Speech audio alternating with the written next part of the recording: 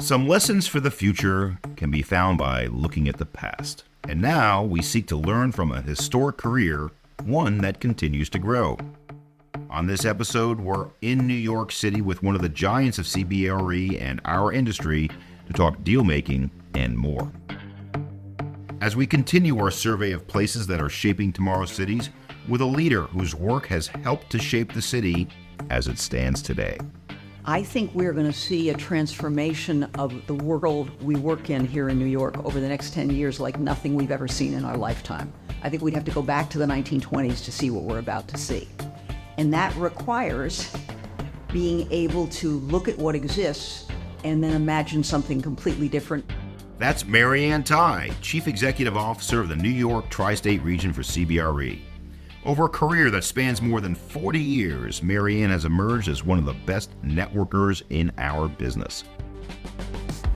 Her work in Manhattan, particularly downtown, Midtown, and Times Square, has transformed the skyline. Her deals have anchored more than 14.4 million square feet of new construction in the region, which is believed to be a record in commercial brokerage, one of the many milestones and honors on her resume.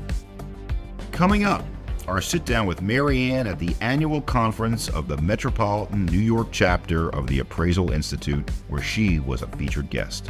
A candid conversation about her views on getting big things done, the future of the Big Apple, and more.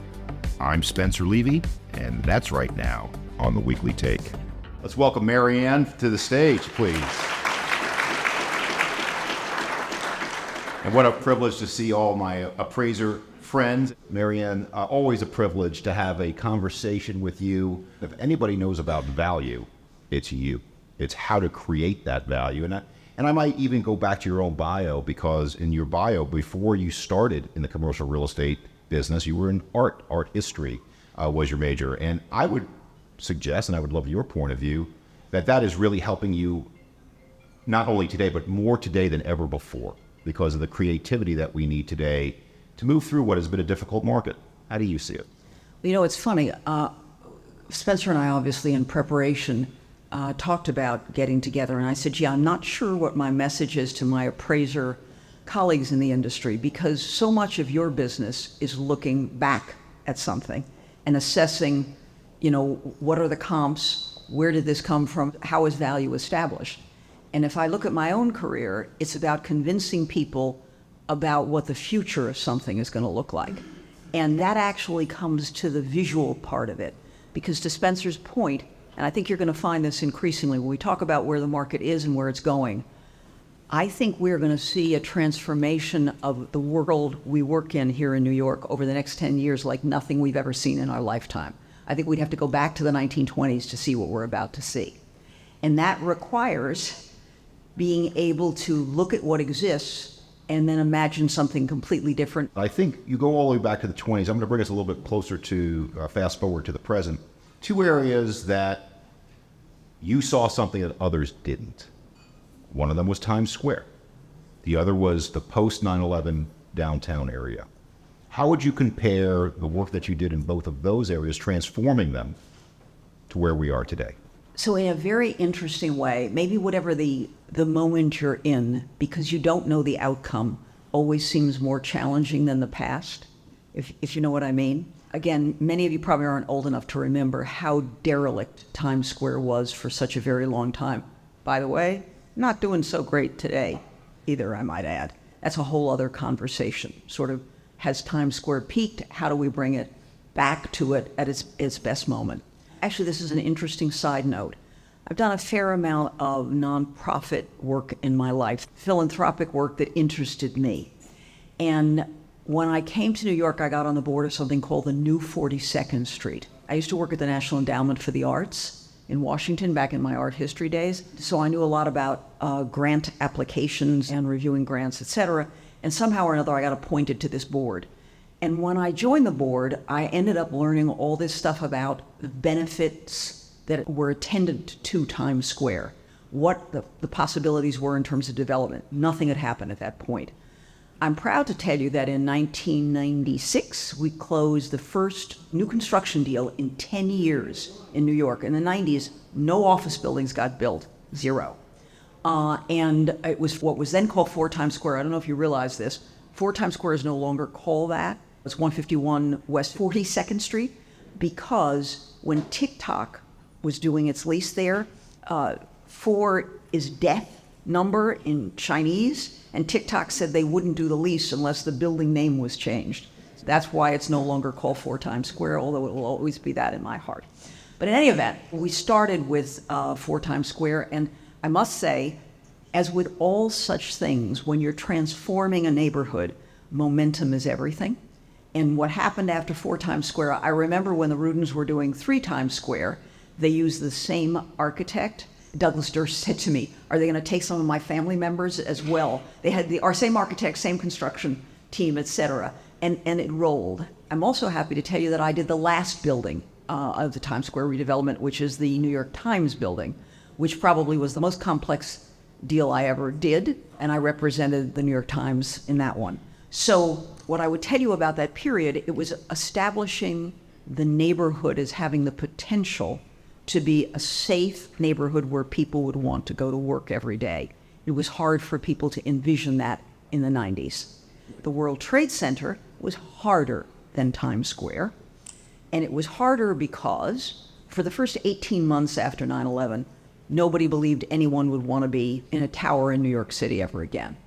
And then for 10 years after that, no one wanted to be near downtown, the condition of downtown. One of my own colleagues, who I shall not name, but I always remember him telling me this, when I beseeched him to bring tenants to take a look at the first buildings downtown, he said, it'll be at least a decade before I go back downtown to visit. Forget about bringing tenants. So getting Tower 7 off the ground, ultimately Tower 1, Tower 4, Tower 3, maybe Tower 2 before it's all said and done, we'll see. But that challenge was many years in the making. What makes both of those different from the moment we're in is that we experienced a couple of things coming together all at once. And I think the biggest challenge for us was the work from home challenge. And the notion that what was a temporary condition was going to be a permanent condition, and that nobody was going to want to come back to the office. Now, think of how many years we're into this already, 4.5 years in. I can tell you that for certain industries, financial service, law firms, I'm somewhat surprised there, the consulting firms, they're in the office. There's no chit-chat about it. You saw, by the way, Amazon's big announcement. I can tell you that the creative firms, however, are still struggling with coming back to the office and still having a hard time justifying a seat for every person who's on their payroll on the thesis that a lot of the work could be done remotely. So I think media companies, I think creative firms in general, advertising, marketing, etc. Bit by bit, the technology companies are coming back. And we're beginning just now, this last quarter, is the first time we're seeing the technology companies re-enter the market. What we're seeing is the mid-size firms, the firms that were 50 to 60,000 square feet, experiencing real growth and taking space. Although, Spencer, you've heard me say this. One of the funniest things, we did a deal down at the Trade Center, either beginning of this year or end of last year, showing substantial growth for a firm you would all know, mid-sized firm, but you'd know the name. And we prepare the press release because we're like pumped that we're, a tech firm growing in Manhattan, downtown is all good news. And we ship it over to them. They're like, we don't want this. I hear from a PR person, I'm like, let me just call them up and just say, the word's going to get out. Why can't we put it in our terms? And they say, oh, no. We don't want their public company. We don't want our shareholders knowing we're taking more space, because right now the idea is, woohoo, people are working from home. This is a cost savings thing. Please let's not tell them that we're doubling our space in Manhattan because it won't be well received. Now, again, it's an interesting indication how red-lined, if you will, office space is right now. You think it's just the lenders? People are saying, well, do you really need that space? And you certainly do really need it in Manhattan. So those questions linger, and I think it will take us some time to work through it. Not as long as I think as it took us to establish the World Trade Center, but certainly the recovery from September 11th in terms of the island as a whole was a lot faster than what we're going to experience with this. I think right now what we're dealing with, I think, is a hope deficit, if I could characterize it as anything. People are been kicked so many times today about the office sector, kicked so many times today about big cities like New York, and you should see what's happening in downtown Los Angeles. You should see what's happening in downtown San Francisco. I get a parade of just negativity, and we need to break that. What do you think breaks that, Mary Ann? I think that what's going to happen, I'm going to characterize the overall Manhattan office market. This is only Manhattan. And when I say to you that the next 10 years are going to be transformational, it's because of the following. There are 425 million square feet of office space on this island. Of that, my firm defines 175 million of it as better buildings. Now, don't ask me what they are because we don't want to offend anybody, but those of us in our research department, we know what a better building is. Right? A building that's been maintained. It's a building probably today that offers certain amenities to the tenant, and a variety of different kinds of amenities. Not required. When we repositioned 1271 Avenue of the Americas, we didn't put a single amenity in there. And the building, 2 million square feet, we leased it all up because we were sitting right at Rockefeller Center, and Rockefeller Center is the amenity for 1271 Avenue of the Americas. But by and large, the better buildings are in very good condition. They're usually in the hands of solid ownership, and they usually have terrific amenities. Okay, so that's 175 million square feet. What happens to the other 250 million square feet, which we characterize as commodity buildings? I think it falls into 3 buckets. Bucket number 1 is some of those buildings are going to attract capital. Some of those buildings have the bones, the location, that they can be transformed with capital. Use the capital in a way that can be justified by the rents that can be achieved. Those buildings absolutely exist. I can't tell you what percentage that is, but we are going to see people, we're already seeing people. By the way, the investment sales market in this quarter began to live again. And interestingly, people from outside New York, I always think that the people who understand our value best come from elsewhere. Is there any surprise that when Olympia and York showed up, in whatever the heck year they showed up, Manhattan was, they bought the whole Eurus portfolio for like, I'm making up the number, $26 million, some incredible, you were like, what? And they understood that New York was cheap. It's always been us. We're seeing that already, of people coming in saying, this is the moment. Tell me who's in trouble, who needs equity. Tell me if this building intrinsically can be repurposed for 21st century office. So anyway, a third of it, that's going to happen. Meaning, when I say a third, that's 1 bucket, it's not a third. So of the 250 million, there's a substantial number that will go in that direction. As far as residential conversion, which is, by the way, I joke with Spencer, the answer to every question today is data center. Of course, we don't have that in Manhattan, so the second answer to every question is residential conversion. Now, you know and I know that's a nonsense thought. The city, Dan Gorodnik says, and I think studies have shown him right, that of the 250 million, somewhere between 25 and 40 million square feet lend themselves to residential conversion. Things can be done with them to actually make it work. And I can tell you that the city and state, we lost 421A, they brought in 485X, I always love these numbers, which, by the way, no one I know is actually using. I don't know if you know anybody who's using, because it's not too user-friendly. This is a whole other conversation. We have something, however, for office conversion. I'm trying to remember the number. I think it's, maybe it's, is it 487M or 287? What is it? 267, thank you, 267M. They also have the Office to Resi Conversion Accelerator, which is good. And they've done just a couple of grants, but I think one of them, anyway, I think is very promising with the MCOR program. So there are programs in the works that can both reposition office buildings and do the conversions. But if you're not in the first or second category that I just named, your building's coming down. You're going to be like 625 Madison right now. Related is taking down that office building. For many years it was the Revlon building. I remember when I first went to Related many years ago, that's where their office was. That building is going to have some office at the base. It's going to be the classic thing, some hotel, some expensive condos. And that's the direction we're going to see, and we're going to see it everywhere.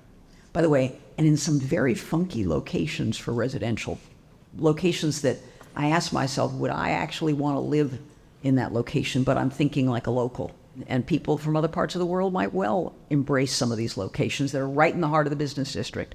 And we're going to see it, and we're going to see it in abundance. So our friends in the audience see a lot of the same things you're suggesting, Mary Ann, but then they got to get down and value it. So you have a building that I think we would collectively agree this building's coming down, and the vision is a new apartment building. And I will take you back once again, if you don't mind, to your art history, because I think it's relevant today. How do folks that have nuts and bolts, the numbers, the spreadsheet, the comps as their bread and butter have vision? I think it does become this issue of looking at an asset not only as what it is, but what it can become. And fortunately, there are a number of people who are already embracing this. I mean, if you want to know if something's going to be converted or has the potential for conversion or for repositioning as an office, you can get a fair number of architects and engineers who will just walk the property with you and begin to talk about it. But in terms of land values, again, we're going to be in a very interesting period. I mean, the good news is with Midtown East rezoning, we have real transfers that we can look at. I can tell you that I'm involved with the sale of the St. Patrick's air rights, and it's really easy to comp out an air rights value because so much is being transferred. In time, we're going to be able to do that in other parts of the city as well, because we're going to begin to see real volume occur. I always remember when we were working on the New York Times building, people wanted an appraisal of what was the site worth. The site was 41st Street and 8th Avenue. It had 8 buildings that were being torn down. I should tell you that at the end of the day, I think they value the site at 80 a billable foot when I think back to it. And there were no comps. That's not going to be the world you're going to be in.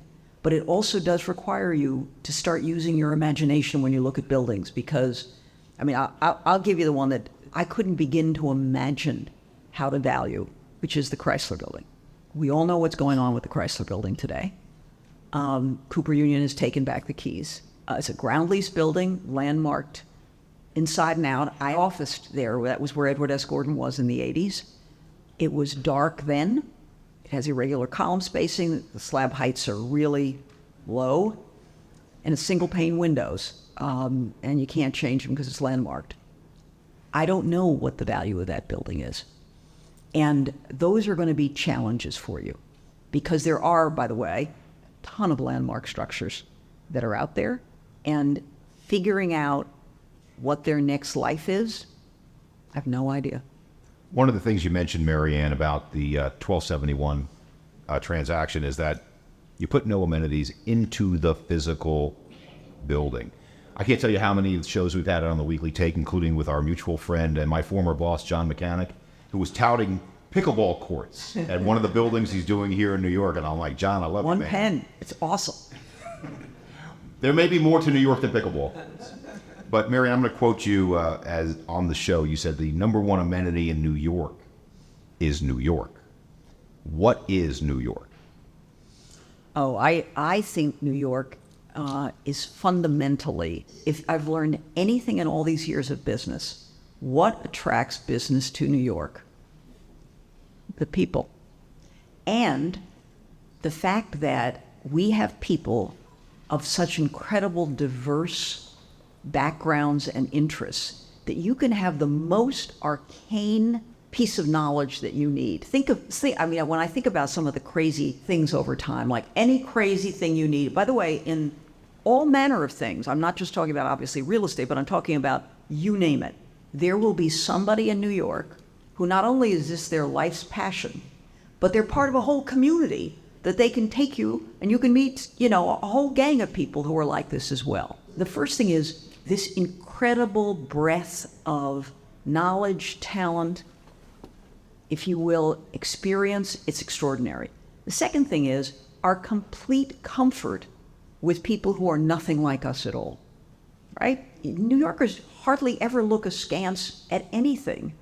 And as a result, you can come from everywhere in the world and find community here. By the way, I should also say this. And if you have the smallest talent, New York can help you make a fortune at it.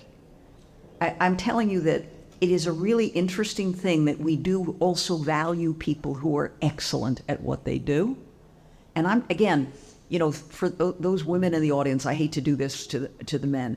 There are all kinds of obscure beauty things. A woman who shapes your eyebrows, right? Let me just tell you this.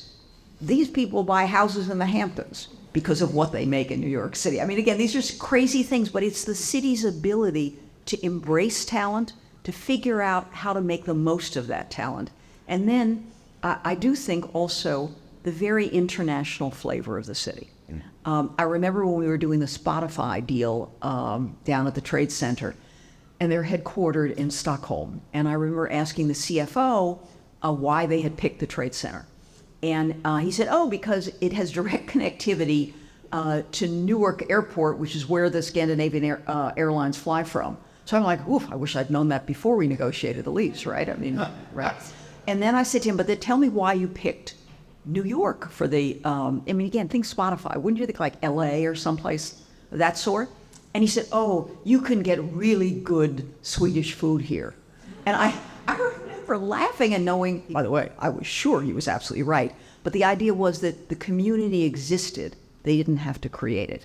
So it's all those strengths, which, by the way, cannot be replicated like that in Miami or any, by the way, whenever I meet, I shouldn't do this, with our cohorts, our colleagues from Miami, and they say, you should come down and blah, blah, blah, blah. And I ask them how big's the office market? And they tell me, and I'm like, I do more than that in a year here in New York. I mean, I'm a terrible snob about it too. And you should be proudly a. No, it's just like, Miami, stop telling me about Miami. I'm still a big fan of Miami. I still wish I can get better Cuban coffee in this town. I'm just saying it straight up. Every town's got its own thing, right? But in the right neighborhood in Queens, I'm sure you could. I'm sure I could. Sure I could. In fact, it goes right to my next comment, which I grew up in this neighborhood. My father's office was at 230 Park, and I knew every restaurant here. Every one of them. They were all Italian steak joints. Why? This was a little Italian neighborhood right here. Unfortunately, they're all gone now. And now I got to go to the Bronx and, dare I say it, New Jersey to get some really good Italian food. But I don't think that's a failure story. I think it's an evolution story because while some of the restaurants are down because foot traffic was down, foot traffic is now coming back. But the beauty of Times Square, the beauty of downtown Manhattan, the beauty of New York overall is reinvention. You take a look at the west side of Manhattan, you take a look at a lot of the buildings over there where Google's headquarters are. It was an old, derelict trade building, but it became one of the premier buildings in Manhattan. So reinvention is something that I think maybe, in addition to diversity, its number one its characteristics. But I know you're going to focus primarily on New York, but we just did a report called Shaping Tomorrow's Cities. We called New York a super city. How is it different than London? How is it different than San Francisco? How is it different than LA? I do think our scale is an enormous part of the story as well. Because if you visit other large-scale markets, they don't have the diversity of product type that we have, even within the office market.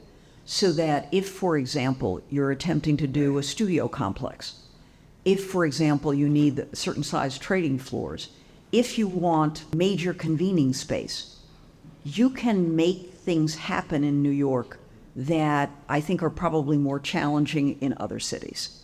I also think, though, that you will find an audience in New York for whatever it is you're trying to do. I mean, we're seeing a lot of experience-related real estate come into the city. I don't know if you've been observing this as well. We're seeing it on the West Side. We're seeing it down at the Seaport.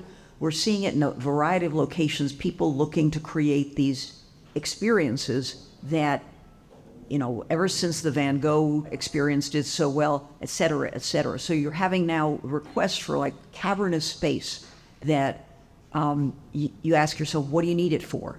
And then as it turns out, it becomes something amazing. I mean, By the way, I'll give you another example. Look at the observatory world. I would never have bet that other than the Empire State Building, there was a big market for multiple observatories in the city. Doesn't it feel like you sort of done, you've seen one, you've seen them all. I remember when Mark Holliday was developing One Vanderbilt, and there was a moment where J.P. Morgan Chase was negotiating with him to buy the building, because this was obviously prior to their decision to tear down 270. And their argument, the reason the deal never came together, is that J.P. Morgan Chase didn't want an observatory and didn't want to pay for what Mark saw as the lost revenue by not doing the observatory. And I do remember that the discussion centered on how much revenue could be expected. And the belief was maybe 15 million NOI per annum. I think the observatory did over 70 million at One Vandy the first year it opened. And when you go there, you realize this observatory is not remotely like the Empire State Building, and it's amazing.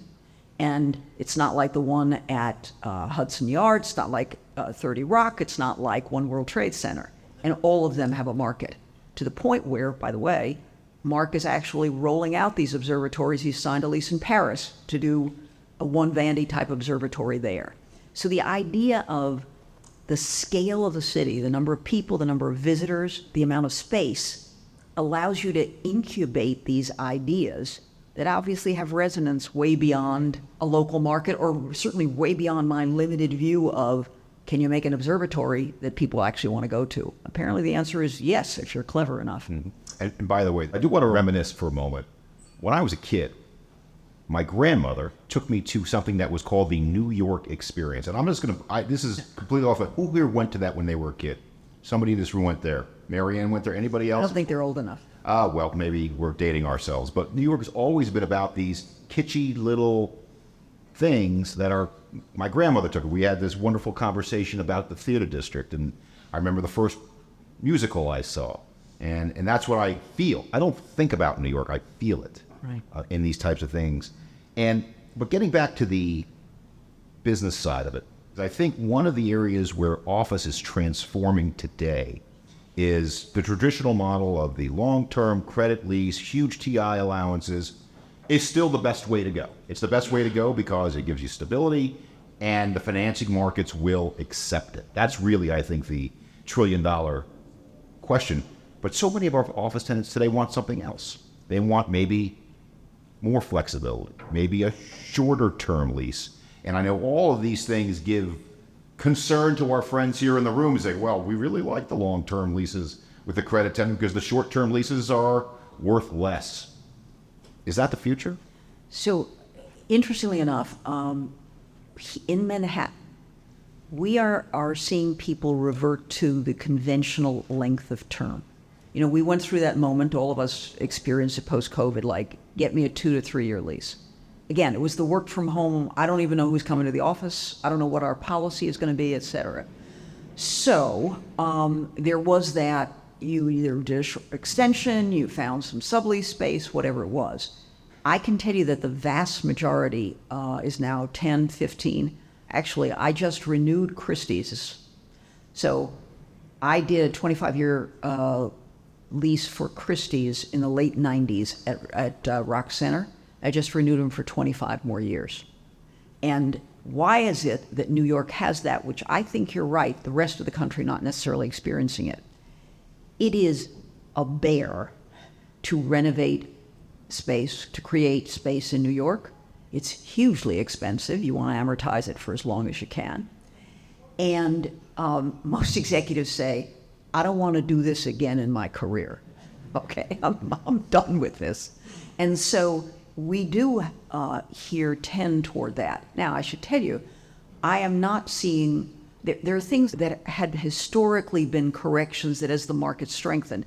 And by the way, the leasing market is definitely strengthening. If you are a tenant of, let me make a number, 100,000 square feet or greater, you should have done your deal already. By the time we get to 27, you're going to have a problem, unless you're going downtown. And I can tell you, As you know, we're not building any office space because we can't finance it. So what is there? There's 2.4 million square feet of commercial under construction now that will be completed by the end of 26. Nobody, again, with the exception of a couple of boutique buildings, and that's another conversation, nobody's coming out of the ground now with a sizable building. I count Citadel in that group at 350 Park. But of that 2.4 million between now and 26, 79% is already leased. And I think will be spoken for before any of those buildings are finished. So we're not adding supply, and therefore we are going to see prices really begin to move. They're already moving in the really tight districts, and by that I mean Park Avenue, which I think Park Avenue and Madison Avenue in Midtown are the tightest office districts in the United States. Madison Park is 7.4% availability. We say it's a tenant's market when you cross 10 or 11%. So if you're at 7.4 today, you're already in a landlord's market here. And people will say, oh, well, Chase is going to give back all that space when they move into the tower. Some of it they'll give back, but they're keeping 383 Madison. They've already announced they're renovating that. So they've got this whole district that they've created around themselves. And we don't think they're going to end up giving back all of the space. And by the time they do, which will be 26 probably, the market's going to need it. It's going to need it like it needs oxygen. So we are definitely in a better period, but we're going to watch pressure on the market in the latter part of this decade for sure. I just wrote down that quote, Mary Ann. In 2026, the market's going to need new big block space like it needs oxygen. No, totally. I mean, it's not even an if. Another reason I see people going long term is that when you study the trend line, they want to be sure. By the way, the one thing I will say is that it has become commonplace now for people to ask for, and in many cases receive, the right to drop some portion of the space in year 7, in year 10, et cetera. That's, I would say, a tenant of scale will almost always ask that, along with the right to grow as well. But I'm not seeing corrections in the TI packages. That was always, by the way, the first sign of the market recovery. And do you all remember this? That you knew the market was getting stronger again when the $60 TI package became $50, became $45. You're like, oh, we're in for it now. Interestingly, people are moving up the rents, but the $150 for somebody who's relocating as opposed to renewing, it's still with us. What is the entire fit out cost? And then what is the landlord offering these days? So I have to say, two other signals that the market is strengthening in Manhattan. The first is that you used to get these requests for absurd TI packages. People would offer you, I don't know, make it up, $70 a foot in rent, and then they'd like $200 in TI. I'm like, don't we all want $200 in TI? And that is gone. People know that that's not the world we're in right now. That doesn't mean they might not buy up the TI. You know, you settle upon your 145, your 150, maybe your 160. But mostly, you're seeing a quote unquote a normalization of TI. So that's the first thing that tells me that things are strengthening. Second thing is, we used to get these cuckoo proposals. People would come in with like just ridiculous numbers. And I would often say to landlords, let's just go back to them and say, we're not even in the same zip code, so why would we take time responding to this? And they're like, oh, no, we have to respond because they would be so afraid, whatever. In fact, what's actually happening now, we talked about this just this morning, we're getting proposals now that are within 5 to 8% of where taking is. And that is a very new occurrence. I would say started in the summer, it's on now, and it's again a signal to us that the market is strengthening. So Mary, I want to make this the crystal ball, big picture. What is it going to take? What if we had 3 or 4 things we could change in New York to accelerate our recovery from where we are today, whether it be easier permitting, whether it could be more affordable housing, whether it could be another train line? What would you like to see more? All of that. Mm-hmm. Let me tell you what I would say to you right now. If you want to give a boost to office development for the sake of discussion. I cannot remember a period of active office development in the last 40 years that didn't involve a tax package benefit from the city. I'm going to go all the way back to Times Square and tell you that all of those buildings at Times Square enjoyed a tax benefit. The World Trade Center benefits from the great pilot that it has. Hudson Yards, if you remember, had that pilot that burned off.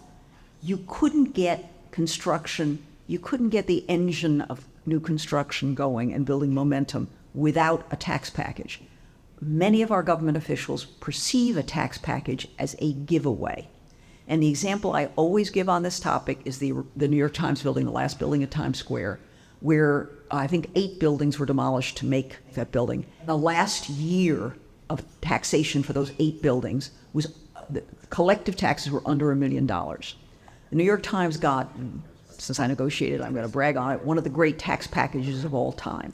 29 years, let me tell you, that tax package was a thing of beauty. And I can tell you that the first year of taxes they paid at that building, again, with what was a real giveaway, was $13 million. Now, you can't tell me giving up a bunch of buildings that were paying less than $1 million for a building that on the first year pays 13 is a giveaway. Our business's math is not that complicated. We just need people in the public sector to understand it so that they can align with things that will actually produce the results they want to. And by the way, let's talk about where the city's tax dollars come from. We all know this. Commercial real estate, and real estate in general, pays the vast majority of taxes in this city.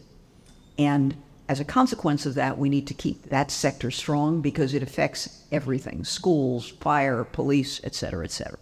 Anyway, you know all of this, though I'm preaching to the converted. But I do have to say, we need alignment between our local political entities and the goals that we need to keep the city healthy. Well, I agree with that, and I'll make one final point. I went to a presentation the other day by a famous pollster. His name was Frank Luntz. You see him on TV all the time. And he said, we've got to be careful about the language we use when we speak to local politicians. We are no longer real estate developers. We're builders. And we need to look at as builders. Maybe we'll get some of these things through. Language is so important. It's all in the marketing, so you're right. We don't have any developers. We only have builders now. Well, what's not in the marketing is Mary Ann. She is the real deal, and it's a privilege every time I have the opportunity. Likewise, Spencer. Mary Ann. On behalf of our friends at Valuation, thank you very much. Let's hear from Mary Ann Tighe.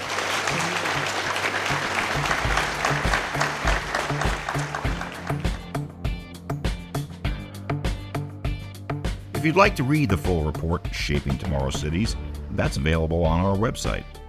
We'll post a link on our show page at cbre.com/theweeklytake, and you can search for it on CBRE's Insights page as well. We'll be back next week heading into the holiday season with more from that report, as well as conversations about other big events and stories of 2024 as we begin to close out the year. For now, we hope you'll share this episode, as well as subscribe, rate, and review us wherever you listen. Thanks for joining us. I'm Spencer Levy. Be smart, be safe, be well.